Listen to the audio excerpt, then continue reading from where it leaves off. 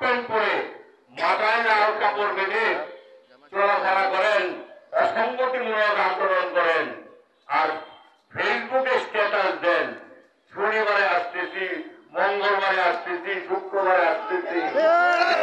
আপনার জন্য বাংলাদেশে আর কোন শনিবার, মঙ্গলবার, বুধবার আসবে না ইনশাআল্লাহ। বহু করেছেন। আমরা শুধু বলতে চাই, গঙ্গার পানিতে গোসল করেন, আওয়ামী লীগ ছাড়েন, জনগণের কাছে ক্ষমা চান। সাগর হত্যা থেকে শুরু করে এই এলাকায় যারা আপনারা জমি জমা দরবার করে বলছেন, আপনাদের আমরা সবাই জানি যে আমার নামে পাওয়ার দাও, আমি এই জমির ব্যবস্থা করে দেব। পরবর্তীতে দেখা গেছে যে ভাই আপনার নামে জমি নিয়ে গেছেন। আবার চ্যালেঞ্জ করেন জমি কিনবেন না, সেই বড়বাড়ির সরকার দেখছে আপনার জমি বেশি হয়ে গেছে, টাকা কোথায় পেলেন? কোথ থেকে টাকা আসলো? মরল দেখছে জমি বেশি কিনেছেন, টাকার উৎস কোথায়? জনগণ, মরল বাড়ির আশেপাশে রাখার লোকজন জানতে চায় রহমান পরিবারের লোকজন এত ধন সম্পত্তির মালিক কিভাবে হল।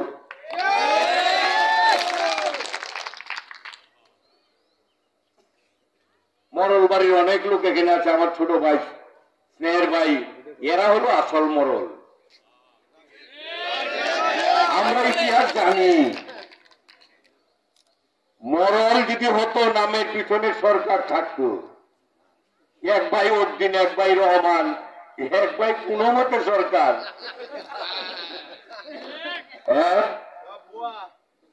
বাপ দাদা কিভাবে আসছে আমরা তো জানি। আমরা জানি পুকুরের পারে ঘর, তারপরে পাক্কা ঘর, ব্যবসা বাণিজ্য। হুঁশিয়ার করে বলতে চাই, এই এলাকার মানুষের ভাগ্যকে নিয়ে চিনিমিনি খেলবেন না। এখন আর কোন মরলদের নয়, এই ভুয়া মরল যারা আছে, উচ্ছেদের সময় এসেছে। রাজনৈতিক ভাবে, সামাজিক ভাবে দুর্নীতিবাজ হিসাবে এদেরকে আইনের আওতায় আনা হবে ইনশাআল্লাহ।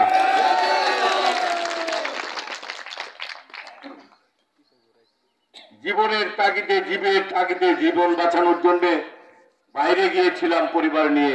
উনি ফেসবুকে লেখেন, আমেরিকার থেকে এসে উড়ে এসে জুড়ে বসছি। এসে দেখেন আপনার বাবা ইলেকশন যতবার করেছে 3 ঘন্টার ভোটেও আবাসন্দাজে ভোট পেয়েছে। আপনাদের জীবনে কেউ এত ভোট পান নাই। আমরা জনগণকে ভালোবাসি, মানুষকে ভালোবাসি, আমরা মানুষকে যত্ন করি, সম্মান করি, এজন্যই মানুষ আমাদেরকে ভালোবাসে। আর আমাদের দল প্রকৃত স্বাধীনতা ঘোষক যিনি, তার দল, যিনি ঘোষণা দিয়ে ভারতে যে হোটেলে সে ফষ্টি নষ্টি করেন নাই, জীবন বাজি রেখে জন্মুখ যুদ্ধে যুদ্ধ করেছে, সেখানেও তিনি শহীদ হতে পারতেন, কিন্তু দেশের প্রয়োজনে উনি সেই যুদ্ধক্ষেত্রে যুদ্ধ করে এই দেশ স্বাধীন করেছেন।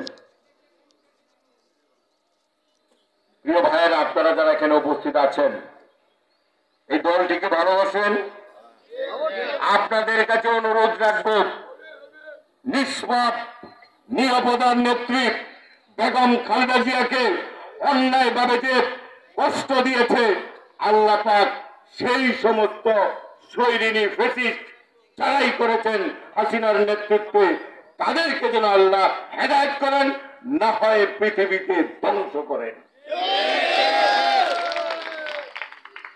আমরা আসুন দেশটিকে ভালোবাসি, বিএনপির পতাকা তলে সমাগত হই, আর বর্তমান অন্তর্বর্তীকালীন সরকারের কাছে একটি আবেদন রাখব।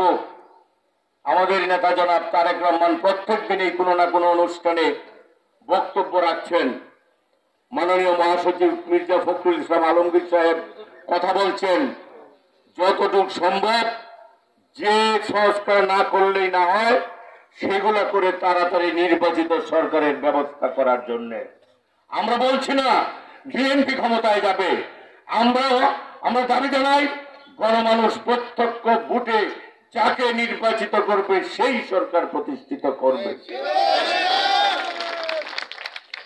এক ছোট ভাই নেতা ছাড়ছেন, উনি বলেন বিএনপি নাকি আবার ১-১১ সৃষ্টি করতে চায়। বয়স কত? সরকারি গাড়ি পতাকা নিয়ে, প্রটোকল নিয়ে, পুলিশ বাহিনী দিয়ে ভাইদেরকে নিয়ে ঘুরেন গাড়েন, কথাবার্তা সাবধানে বলেন।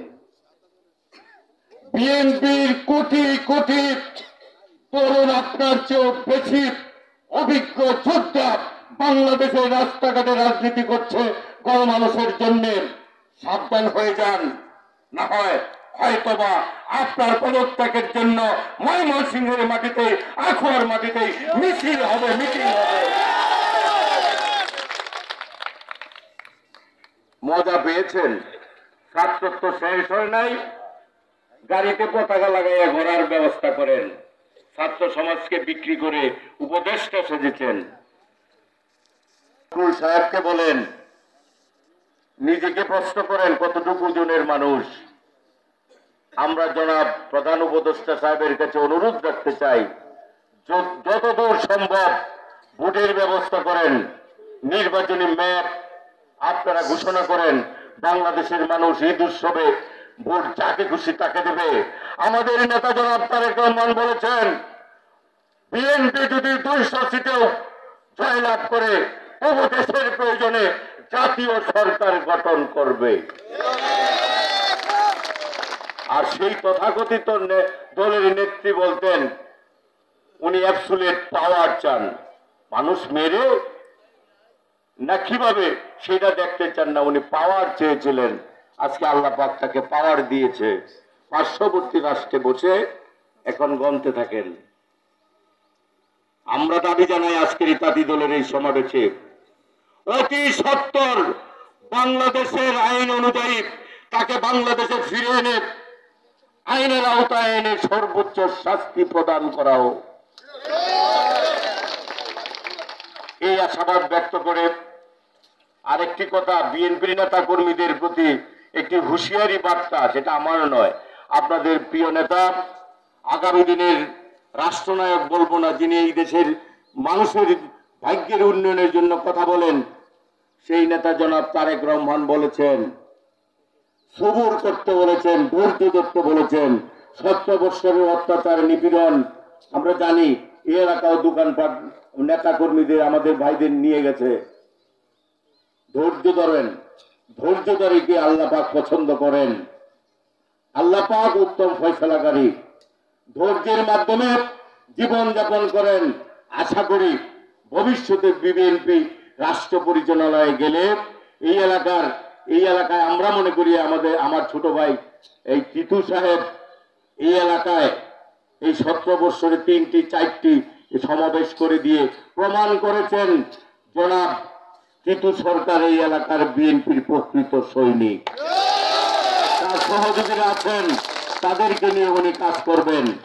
আরেকটি হুঁশিয়ারি বার্তা হলো, বিএনপিতে নতুন কোন লোকের প্রয়োজন নাই। 17 বছর যারা বেগম খালেদা জিয়ার মুক্তির জন্য মিছিলে যেতে দাওয়াত করতে গেলে পায়ে ব্যথা, বুকে ব্যথা, ঘাড়ে ব্যথা বলেছেন, তাদেরকে দলের প্রথম সারিতে বসার নিষেধ করেছেন। যারা 17 বছর জেল জুলুম হুলিয়া মাথায় নিয়ে বিএনপির রাজনীতি করার জন্য রাজপথে ছিল, তাই আগামী দিন নেতৃত্ব দেবে। বিএনপিতে কোনো হাইব্রিডের জায়গা নাই। বিএনপি যারা বিগত দিনে করেছে, আন্দোলন সংগ্রামে ছিল, তারাই পর্যায়ক্রমে নেতৃত্বে আসবে।